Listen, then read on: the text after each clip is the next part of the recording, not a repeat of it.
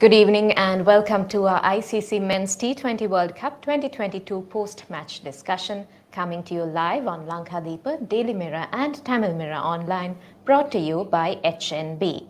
My name is Kalani Kumarasinghe and I'm joined today by Daminda Wijesuriya, veteran cricket journalist and sports editor from Lankadeepa, and Shehan Daniel, associate sports editor from Daily Mirror. Good evening, gentlemen. Good evening. Now, before we head into the discussion, let's take a quick recap of today's game. England cantered to a resounding 10-wicket win over India to qualify for the final of the ICC Men's T20 World Cup earlier today. They will face Pakistan at the iconic MCG on Sunday, a rematch of sorts of the 1992 Cricket World Cup. England captain Jos Buttler won the toss and chose to field first, and his bowlers responded to restrict India to 168 for 6 in their 20 overs. Virat Kohli and Hardik Pandya scored half centuries to help India, who made a slow start to finish on what was considered a pass score. But a record partnership of 170 between Buttler and his opening partner, Alex Hales, completed a dominant response by the English, who qualified for a T20 World Cup final for the second time in 3 tournaments. Right, let's get on the discussion right away. Shehan, this was a match between the two top teams in T20 cricket, but the result today didn't quite reflect that. So what happened? I don't think anyone expected. We expected a close game. I don't think anyone expected this kind of one-sided result. I think you mentioned it in that introduction there. It's the fact that India couldn't really get a good start. That's because English, they bowled really well. And I think in that power play, you saw a bit that Rohit Sharma he got a bit frustrated. KL Rahul also, he scored a boundary at the first ball, and he got out in the second over. And really, until much later on in the innings, none of the Indian batsmen could really score freely. And that's credit to the English bowlers. I thought Josh Buttler did a great job, just bringing the right bowlers at the right time. He was very clever with how he matched up the bowlers also. And ultimately, I think they would have liked to have kept India for much less, considering that India were 100 for 100 for 5 in the 15th over. 100 for 3 at the 15th over. But I think if you had asked them whether they were comfortable chasing that score at the beginning of the match, they would have probably said yes, because that looked more of a 180 kind of pitch. But again, credit to the English, they kind of figured out how to bowl on that wicket, and they were just rewarded. And as for the chase, we spoke about this yesterday also. We saw a similar kind of flow to the game in yesterday's semi-final. Just the intent that they came out with really rattled the Indian bowlers, especially Alex Hales at the beginning. He's very good at moving around, and when you move around, you play games with the bowler's mind, and you get the bowler to bowl where you want him to bowl. So he did a really good job at the beginning. Then I guess the Indian bowlers, they're probably rattled by what was going on. They just couldn't find the right length and the right lines. Ashwin and Akshar Patel couldn't bowl as well as the English spinners, and ultimately just proved to be a one-sided game. And both Josh Buttler and Alex Hales looked comfortable, and it was just one of those weird days for India where even those chances that came, they just couldn't get. There were a few comical moments in that England innings also. It was just one of those days, and I think India they were disappointed more than losing, just the way that game went. They would have expected to put on a better performance, but that's T20 cricket. You can play well up to a certain point, and then suddenly you have a really bad day and everything falls apart. So I guess that's probably how India will look at it. අපේ ප්‍රේක්ෂකයන්ට මතක් කරන්න කැමති අදහස් තියෙනවා නම් ගැටලු තියෙනවා නම් අපේ මාධ්‍යවේදීන් දෙපළත් එක්ක බෙදා ගන්න YouTube, Facebook, Instagram ගිණුම් හරහා අපිත් එක්ක එක්වන්න පුළුවන්. ඔබේ ප්‍රශ්න යොමු කරන්න පුළුවන්. දමින්ද දැන් එංගලන්ත කණ්ඩායමේ ස්පිනර්ස්ලා අද එයාලගේ බෝලිං ඉකොනොමි එක හොඳ මට්ටමක තිබ්බා ඉන්දියානු කණ්ඩායමේ ස්පිනර්ස්ත් එක්ක සංසන්දනය කරද්දී. මොකද්ද මේ වෙනස? ඒ කියන්නේ ඉංගලන්ත කණ්ඩායමේ ස්පිනර්ස් හොඳට බෝල් කරා ඉන්දියානු කණ්ඩායමේ හොඳට බෝල් කරන්නේ නැහැ. ඔව්. දැන් ඊයේත් අපි දැක්කා දැන් ඊයේ උනේ පාකිස්තාන් ටීම් එක ඇවිදින් ඒගොල්ලන් ඊ පල්ලෙහා යට හිර වෙයි කියන බය නැති කරගන්න ඒගොල්ලන් කරේ පටන් ගත්ත වෙලේ ඉඳන් හයියෙන් හයියෙන් ගහගෙන ගියා ගාන පාර වැදුනා. අද උනේත් ඒකම තමයි. ඒ කියන්නේ මේගොල්ලන් දෙන්න දැන් 168ක් කියන්නේ නරක ලකුණු අඩු ලකුණු සංඛ්‍යාව නෙමෙයි තරංගයක් සටනක් දෙන්න පුළුවන් ගානක්. හැබැයි ඕක සැලසුම් කරලා ඕවර් එකට මෙච්චර ගානේ ගහන්න යන්න ගියොත් එහෙම අන්තිම හරිය විකට් දෙක තුනක්වත් කඩා ගන්නවා. ඒක වැඩි මේ හරියට කරා ගන්න හම්බෙන්නේ සැලසුම් අවුල් වෙනවා. මේගොල්ලන් කරේ උදේ පාන්දර ඇවිල්ලා උදේන් එන දෙන්න ගහන ගියා. මේ ගහන පාර වැදුනහම වෙන්නේ පන්දු යවන්න අධෛර්යයටපත් වෙනවා. එතකොට ඒගොල්ලන්ට හිතා ගන්න බෑ කොතනද බෝලේ දාන්නේ, යෝකර එකක් දානවද, බවුන්සර් එකක් දානවද, ස්ලෝ බෝල් එකක් දානවද, මොනවා දානවද කියලා හිතා ගන්න බෑ. දානකට ගහනවා. ඉතින් එහෙම වුණායින් පස්සේ මේ හරි අමාරුයි ෆීල්ඩ් එකක් හදන්න වුණා. ඉතින් අද ඇත්තටම උනේ මේ එංගලන්තයේ විශේෂයෙන් බට්ලර් බොහොම ප්‍රබල පිටිකරුවෙක්. මේ කියන්නේ ගහන්න ගියාම ලවක් දෙයක් නැහැ. හොඳම වැඩ තමයි ඇලෙක්ස් හේල්ස් සෑහෙන කාලයකට පස්සේ වම කරේ. ඇලෙක්ස් හේල්ස් ඔය වගේ ඉනිමක් අපිට ගැහුවා 2014 ලෝක කුසලාන තරඟාවලියේ ශ්‍රී ලංකා එංගලන්ත තරගයේදී. මතක නැහැ ගත්තා. මොකද අර ලොකු ගානක් ගත්තා. ඇලෙක්ස් හේල්ස් කියන්නේ ටිකක් බහනක පිටිකරුවෙක්. ඉතින් මේ අද උනේ හරියට මේ දෙන්න අර ජාඩීට මූඩිය වගේ සෙට් ගැලපුණා. මොකද එක්කෙනෙක් දැන් පළවෙනි ඕවර් එකේ පළවෙනි ඕවරේ ලකුණු 13යි. ඒ 13න් එක ලකුණක්වත් ගත්තේ නැහැ එක්ස්. 13ම එක එක්ස්ට්‍රා එකක් දුන්නා. දැන් මේ තමයි ගැහුවේ බට්ලර් ගැහුවේ. දෙවෙනි ඕවර් එකෙත් මුකුත් කරේ නැහැ. බට්ලර් තමයි ලකුණු තියාගෙන හිටියේ. තුන්වෙනි ඕවර් එකේ තමයි ඇලෙක්ස් හේල්ස් පටන් ගත්තේ. අන්තිමේ ඇලෙක්ස් හේල්ස් ගිහිල්ලා බට්ලර්වත් පහු කරගෙන ගිහිල්ලා දිගින් දිගටම ගැහුවා. ඇලෙක්ස් හේල්ස් 6ව ගැහුවේ නිකන් 4 සීමාව කකුල් දෙක ළඟ තියෙනවා. 6ව 7ක්. ඉතින් ඒ හිම ගහන්න ගත්තාම මේ හරි අමාරුයි පාලනය කරන්න. And I think there's a lot of talk about the boundaries being on the square being short, but if you see some of the sixers that they hit, they were able to hit it straight where the boundary is longer. And I mean that just goes to show how accomplished these two batsmen are as T20 batsmen. And I mean especially Alex Hales, considering the fact that he was not even in the English plans till before the World Cup when Johnny Bairstow got injured and they needed someone to come in, and given the history that Alex Hales has had with the English team, they decided they'll give him another chance. And you get a chance, you take it. And I think now he's now proving what England have missed in the last few. I mean they've had a good combination of Jason Roy and Johnny Bairstow, but he's also showing them he's still the batsman that he was before he was dropped I think 3 years ago. So I mean this World Cup has been you've seen that when the chance is there, you need to take it. We've seen it in how Pakistan have played. Even England, when they had a chance to get into semi-finals, they took it and they are in. So yeah, I mean credit to those two. Just one of those days where you don't know where to bowl to them because they are that good. And yeah, I think England obviously deserve to be in the final now. That brings me to another question, but before that, I'd like to remind our audience to send in your thoughts, comments, and questions for our journalists over here through our YouTube, Facebook, and Instagram accounts. Coming back to this discussion, Daminda අපි Super 12 වටේ පළවෙනි match එකේදී දැක්කා නවසීලන්තය 200ක් score කරනවා.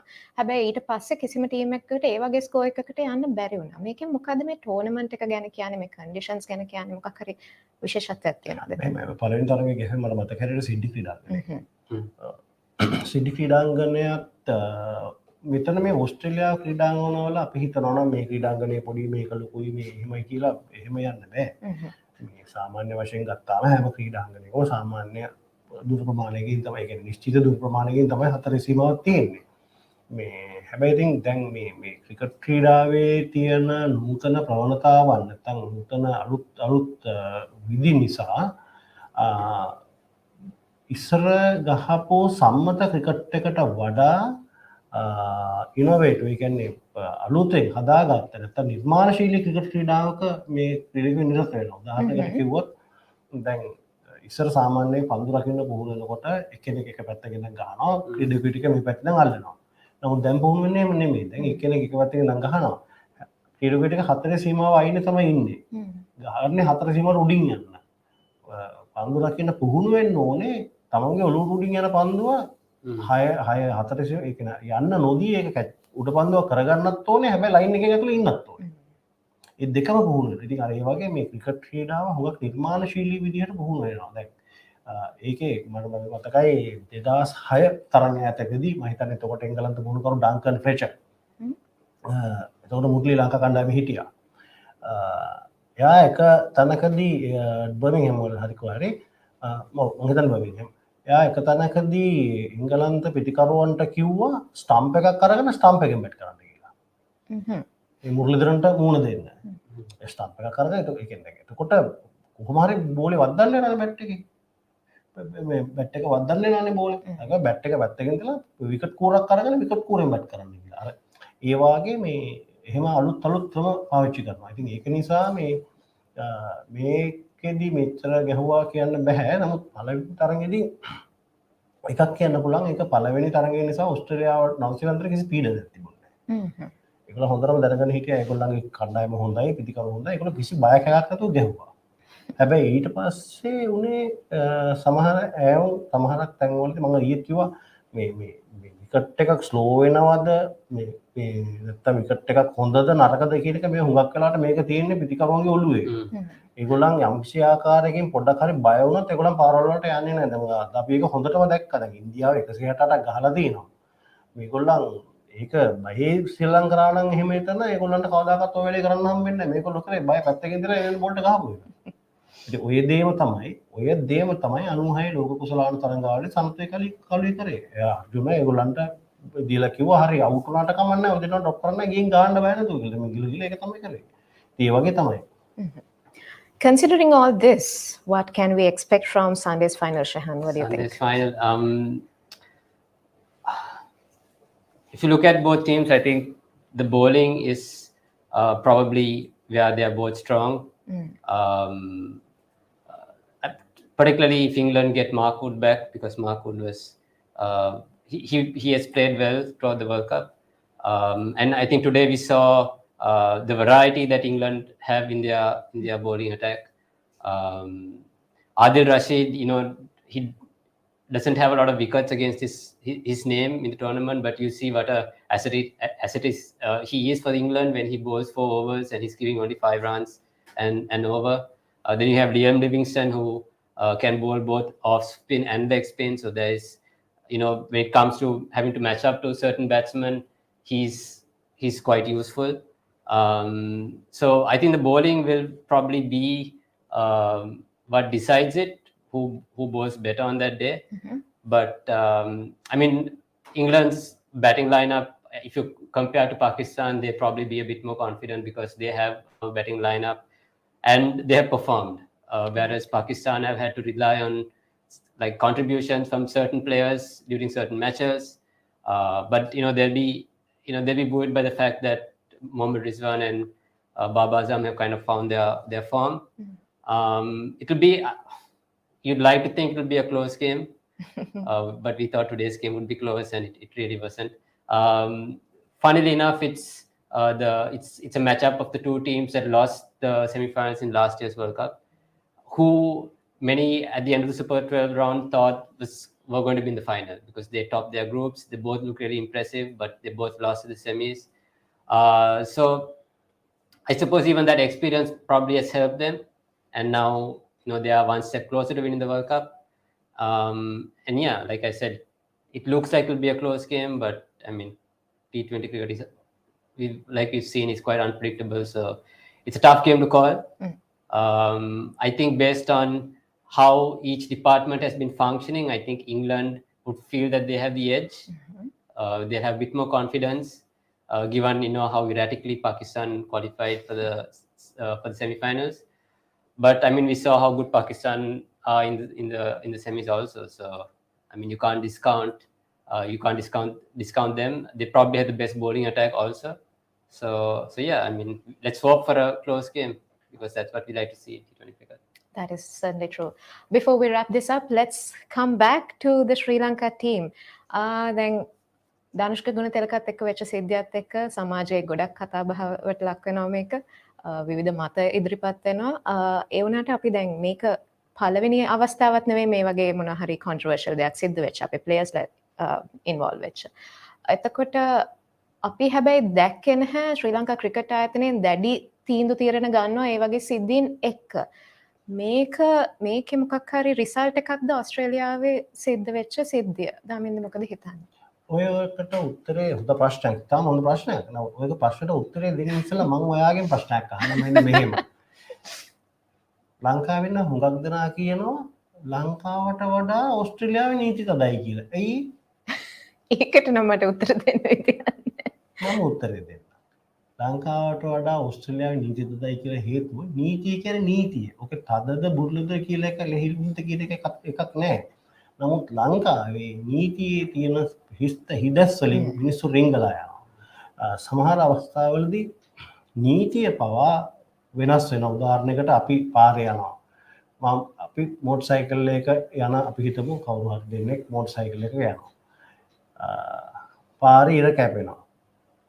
පොලිසිය රාලහාමි අර දෙන්නව නවත්තලා දඩයක් ගන්නවා. හැබැයි ඒ ඉරව කපාගෙන V8 එකක් එනවා.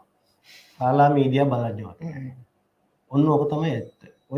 ඔන්න ඔය වාතාවරණය නිසා තමයි මේ ලංකාවේ නීතිය සහ පොදුවේ ගත්තම සමස්ත සමාජයේ තියෙන විනයක් නැතිකම සමස්ත සමාජය අපි බලන්නේ හුඟක් වෙලාට මේ රටේ ජනප්‍රියම මාතෘකාව ඇවිල්ලා නැත්නම් මේ රටේ ජනප්‍රියම ධාරාව ඇවිල්ලා දේශපාලනය. ඒතකොට ඒ දේශපාලනය අනුව හැමෝම බලනවා මෙයා මගේ පක්ෂයක් කෙනෙක්. මෙයා බේර ගන්න ඕන. ඉතින් අන්න එහෙමයි. එතකොට මගේ පක්ෂයක් කෙනා වැරද්දක් කරා නම් එයා බේර ගන්න. ඒක හරි බුදුම කතාවක්. දැන් ඔය දේම නේද අද කරන්නේ මේ ධනුෂ්ක ගුණතිලකට. ධනුෂ්ක ගුණතිලක ලංකාවේ නියෝජනය කරන ඕස්ට්‍රේලියාවට ගියා. එයා එතකොට තුවාල වුණා. තුවාල වෙලා යාව කණ්ඩායමෙන් එළියට දාලා එයාට ආදේශකෙක් ආව රික්වෙස්ට් කරා. එතකොට එයා කණ්ඩායමෙන් එළියට යන්න ඕනේ. එයා මොනවද කණ්ඩායමෙන් තියන් හිටියේ? හරිද? එමනට කණ්ඩායම තියන් හිටියේ තියාගෙන ඉන්න ඕනේ නැහැ. ඔය වගේ සිද්ධි ගණනාවක් තියෙනවා. අතීතෙත් මම එකින් එක මට කියන්න පුළුවන් වෙලාවමදී අපි මෙහිමයි මගේ ගෙදර මගේ පවුලේ මගේ දරුවා වුණත් වැරද්දක් කළොත් වැරද්දමයි. එයාට දැන් ඉස්කෝලේ අපි කාගෙත් ළමයි ඉන්නවා. අපි රටේ බහුතරයක් දෙනාගේ ළමයි ඉන්නවා. ඒ ළමයි ඉස්කෝලේට යනවා. ඒතරම ඉස්කෝලේට ගිහිල්ලා මොකක් හරි කාරණාවක ඉස්කෝලේ විදුහල්පතිවරයෙක් නැත්නම් ගුරුවරයෙක් දඬුවමක් දුන්නාම ඊට පස්සේ ඒගොල්ලන්ට විරුද්ධව පොලිසිය උසාවිය යනවා. මේක ඉතාම නරක ප්‍රවණතාවක්. ඉතින් දැන් මේ වෙලා තියෙන්නේ මොකද එහෙම පොලිසිය උසාවිය යන්නේ දෙමාපිය උත්සාහ කරන දරුවව ආරක්ෂා කරගන්න. දැන් මේ වෙලා තියෙන ක්‍රිකට් පාලක මණ්ඩලය වෙලා තියෙන තේ ටිකම තමයි. දැන් මෙතන අපි හැමෝම දැක්කා සිඩ්නි මෝර්නිං හෙරල්ඩ් පත්‍රයේ පළවෙනි මොනවද කියන එක. අපි හැමෝම දැක්කා එයාට එල්ල වෙලා තියෙන චෝදනා මොනවද කියන එක. ඉතින් ඒක එහෙම තියෙද්දි අපි කියනවා මෙයාව ආරක්ෂා කරගන්න ඕනේ. අර්ජුන රණතුංග බව කියනවා මෙයාව ආරක්ෂා කරගන්න ඕනේ කියලා. මම දන්නේ ඇයි මට නම් තේරෙන්නේ නැහැ. ක්‍රීඩායමති කියනවා යා වෙනුවෙන් පෙනී හිටින්න අපිට අයිතියක් තියෙනවා. මේ එයා අපේ එක්කෙනෙක් චෝදනාවට ලක් වෙනකම් වැඩිකාරයෙක් නෙමෙයි. මේ වැරදි උසාවියෙන් වරද කරනකම් වැඩිකාරයෙක් නෙමෙයි. මේ එහෙනම් එයා වෙනුවෙන් පෙනී හිටින්න අපිට අයිතියක් තියෙනවා. එහෙමනම් එයා උසාවියෙන් වරද කරනකම් එයා වැඩිකරු නෙමෙයි නම් එයාව මොනවටද හිරිය දාලා තියෙන්නේ? එතකොට අපිට ඒක විශාල වන්දියක් ගන්න පුළුවන්. එයා යම් ශීදීකින් එයා මේ චෝදනාවෙන් එයා නිදහස් වුණොත් ඒකට විශාල වන්දියක් ගන්න පුළුවන්. මම දන්නේ නැහැ කී දෙනෙක් අහලා තියෙනවද කියලා සතාසියුම් ගැන. මහදේවන් සතාසියුම්. අදටත් ලංකාවෙන් බිහි වෙච්ච හොඳම පිටිකරුව හැටියටයි සැලකෙන්නේ. 1940 ගණන්වල ලංකාව ශ්‍රී ලංකාවේ මම නම් දැකලා නැහැ. අදටත් ලංකාවෙන් බිහි වෙච්ච හොඳම පිටිකරුව හැටියටයි සැලකෙන්නේ. වතාවක් 2016 විතර කාලේ ලංකාවට ආවා ගාෆිල් සෝපස්. ආපු වෙලාවේ අපි සෝබස් එක කතා කර ඉන්නකොට සෝබස් කිව්වා එයා සතාසියම වගේ කෙනෙක් ලෝකෙ කොහෙවත් දැකලා නැහැ කියලා. ඒ නමුත් සතාසියමට චෝදනාවක් තිබ්බා. මිනිමරු චෝදනාවක් තිබ්බා. ඒක උපකර ගන්න බැරි වුණා. හැබැයි මරණය මිනිමරුවක්. මේ නීතියේ තියෙනවා පුංචි වාසි සහගත ඉදස්තැන්. උදාහරණයකට අපි ක්‍රිකට් මැච් එකක් ගනිමුකෝ. ඒකෙත් තියෙනවානේ මේ සැකේ වාසි පිටිකරුවට කියලා. benefit of the doubt should go to the batsman. හැබැයි ඒක නැහැ තාක්ෂණය ආවට පස්සේ. තුන්වෙනි මිනිසුන්ට දැන් රන් අවුට් එකකදී ඒක නැහැ. දැන් DRS කියලා ගන්න නැත්නම් විනිසු තීරණ විමසීම කියලා ගත්තා. එතනදී දෙන්නේ නැහැ සැකේ වාසි. එතනදී බලනවා එයා හරියටම බැට් එක බෝලේ වැදුනද නැද්ද? නැත්නම් එයා හරියටම කඩුල්ල මොවා කරාද නැද්ද? අන්න ඒ වගේ. ඉතින් මේ මෙච්චර දියුණු ලෝකෙක මේ වගේ පොබ්බොලද දේවල් ගැන අපේ මිනිහාය කියලා එයාව ආරක්ෂා කරගන්න යන එක මම නම් මේ මට නම් එකඟ වෙන්න බෑ. මොකද ඒක වෘත්තීමේ මට්ටම නෙවෙයි. ඉතින් මම හිතන්නේ අතීතයේදී දැන් ඔය විශේෂයෙන් ධනුෂ්කකුත් දැන් ඊට කලින් 2021 ඉංගලන්ත සංචාරය ගියවරුද්දේ ඉංගලන්ත සංචාරදී ක්‍රීඩකයන් 3 දෙනෙක් ඔය වගේ බබල් කඩාගෙන එළියට ගිහිල්ලා මේ වැරදි කරා. ඒගොල්ලන්ට දඬුවමක් පැනනවා. මූලික දඬුවම උනේ අවුරුදු 2ක තහනමක්. අවුරුදු 2ක ක්‍රිකට් තහනමක් සහ දඩයක්. අන්තිම මොකද කරේ? ක්‍රිකට් පාලක මණ්ඩලය අවුරුදු 2කේ ක්‍රිකට් තහනම අවුරුද්දට අඩු කරා. ඊට පස්සේ අවුරුද්දට අඩු කරලා ඊට පස්සේ ආයේ මාස 6කට අඩු කරා. ඉතින් එතකොට මේ ළමයි දන්නවා මෙහෙම ගියාම අපිට ඒගොල්ලන් කොතනින් හරි පැනලා යන්න පුළුවන් කියලා මේගොල්ලන් ආරක්ෂා කරනවා කියලා. ඊතරක මොනවා හරි වැරද්දක් කරලා පුතා ගෙදරනකොට අම්මා හැමදාම පුතා අතුරුට නෑ යා මගේ පුතා එයා හොඳයි කියලා කියනවනම් පුතා දිගටම වැරදි කරනවා තමයි. ඒක නවත්තන්න හම්බෙන්නේ නෑ. හැබැයි පුතා වැරද්දක් කරලා එනකොට ගෙදර අම්මා හරි තාත්තා හරි කණෙන් අල්ලලා මොකද්ද කරේ කියලා මේ ප්‍රශ්නය අහලා එතනදිම දඬුවමක් දුන්නා පුතා ආයි කවදාවත් වැරදි කරන්නේ නෑ. මනුෂ්‍ය සත්‍යය හැදිලා ඉන්නේ අන්නේ විදිහට. අපි මේ කරන්නේ දර්ශකව ආරක්ෂා කර ගැනීමට උත්සාහ කිරීමෙන් කරන්නේ විශාල වැරද්දක්. විශාල නරක ආදර්ශයක් වෙන්නේ. And I think in Anushka's case also, I mean, he's had previous disciplinary issues. You know, he served, I believe, he was given a 6-month ban for over not being prepared properly for a series in Sri Lanka, but that was reduced to 3 matches. So he's kind of, they've shown some sort of leniency to him in the past, which, I mean, you can't then blame him for assuming that he can get away with anything, because that's a pattern of what's happened in the past. And to that point, I think his history and his pattern of behavior, I think that doesn't help the public perception about him in this incident. If you go to social media, we see it's polarizing, because on one side you get people saying that he should be, they condemn him, say that he's guilty. Then you have the other side, like Daminda said, who say that we must protect the son of the soil. So you get both arguments. But I think what we need to realize is, firstly, there's a lot of things we don't know about this incident. We know only what's reported, and I mean, they'll probably investigate further and dig deeper into really what happened, and then it's up to the court to decide if he's guilty or not. On the one hand, what can Sri Lanka cricket take out of this? That is what I want to know. Yeah, so to begin with, they need to be more disciplined. They need to come down harder on people who show indiscipline.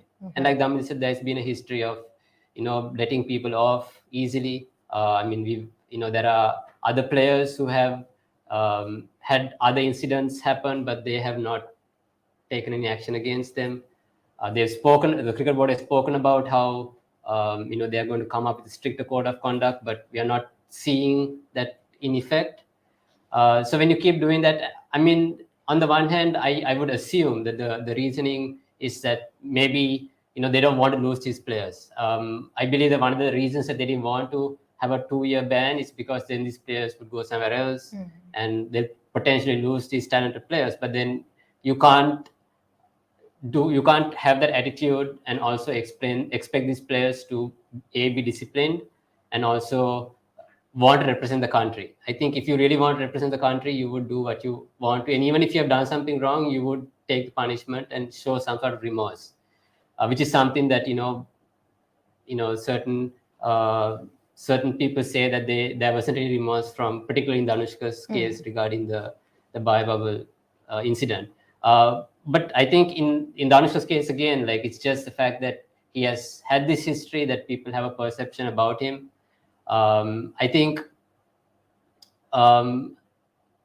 just because we say that Danushka is innocently proven guilty doesn't necessarily mean that the allegations against him are false, or that they didn't take place, or that the victim is acting out of an agenda. I think we need to respect both sides, and ultimately we need to see what the court decides. Is he guilty or not? And I mean, it kind of sounds like we don't want to believe that he's guilty, which, I mean, if he's guilty, he's guilty. There's nothing to say that that there's some sort of an agenda in this against Sri Lankans, or how it's being skewed.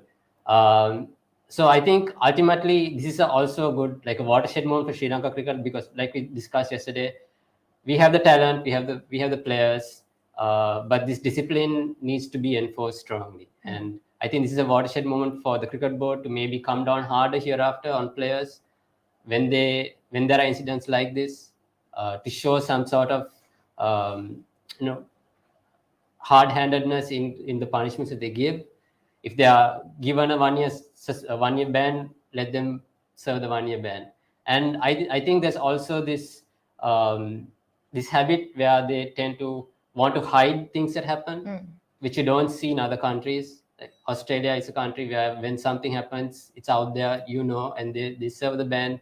Maybe they lift the ban at some point, but everybody knows what's happening. There's a lot of transparency involved, which is probably not the case here. And Sri Lanka cricket needs to have that transparency and also not allow itself to be swayed by politics. We've seen, so many other players also get away with things because of their connections, which is not something that you see happening in other countries. And that's perhaps why there's a better standard of discipline in those countries than there is in Sri Lanka. So I think this is a good moment for Sri Lanka to educate our players also about certain things which they need to keep in mind when they go to foreign countries. A lot has been made about these laws in New South Wales. So maybe these are things that they need to educate the players and say, this is what you need to know before you go here. This is what you need to keep in mind, and expect a better standard of discipline and behavior from the part of the cricketers. Shehan කියපු දෙයට චූට් දෙයක් එකතු කරන්න කැමතියි.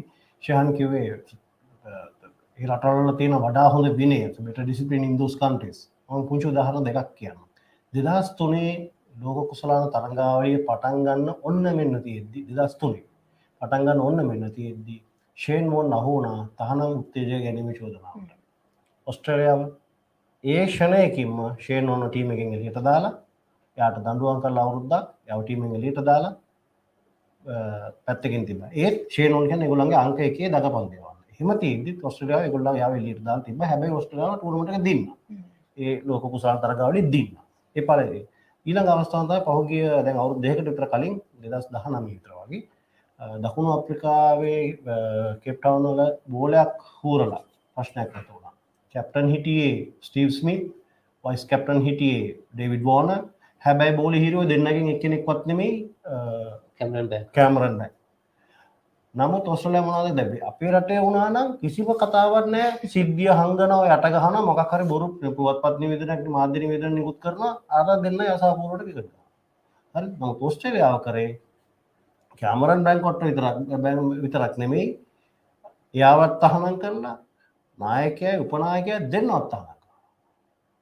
දැන් ඒගොල්ලන්ට දැනෙනවා Steve Smith නැති අඩුව. මේ ඊයේ පෙරේදා පැට් කමින්ස් පවා කියලා තිබුණා ස්මීත්ගේ තහනම අයින් කරලා යාට නැවත කැප්ටන් කරන්න දෙන්න කියලා. මොකද ඒ වගේ දැඩි විනයක් තියෙනකොට වැරදි කරන්න බෑ. මෙහෙම ගන්නකො. අපි ගෙදර කොච්චර අහලා තියෙනද පුතා වැඩේ කරන්න එපා කරුත් මං තාත්තට කියනවා කියලා. කොච්චර අහලා තියෙනද ලංකාවේ? අම්මා කියනවා පුතාට. පුතා වැඩේ කරන්න එපා කරුත් මං තාත්තට කියනවා. පුතා තාත්තට බයයි. කරන්නේ. වැරද්ද කරන්නේ. මොකද පුතා දන්න ඕන එකක් කරලා අම්ම ගාවට ගියාම මම ෂේප් කරනවා හැබැයි මේ වතාවේ බෑ වැඩි අම්මා තාත්තට කියන්න යන්නේ ගුටි කන්න තමයි වෙන්නේ ඒතකොට පුතා වැඩි කරන්නේ නැහැ ඇයි අපි එතනට යන්නේ නැත්තේ මොකද්ද මේ වෘත්තීය මට්ටම කියලා කියන්නේ ඔව් මොකද්ද මේ ප්‍රොෆෙෂනල්ස් කියලා අපි කතා කරන්නේ ප්‍රොෆෙෂනලිසම් කියන්නේ තමුන් වටේ ඉන්න පිරිස සතුටු කිරීම නෙමෙයි ප්‍රොෆෙෂනලිසම් නැත්තම් වෘත්තීය භාවය කියන්නේ ගත යුතු තීරණය හරි වෙලාවේ නිවැරදි අවස්ථාවේ ඒ විදිහට ගැනීම All right, there you go. Some strong opinions from our journalists and a lot of food for thought for our viewers. With that, we will be wrapping today's discussion. We will meet again on Sunday with hopefully what will be a thrilling encounter between the two finalists. Until then, have a great evening.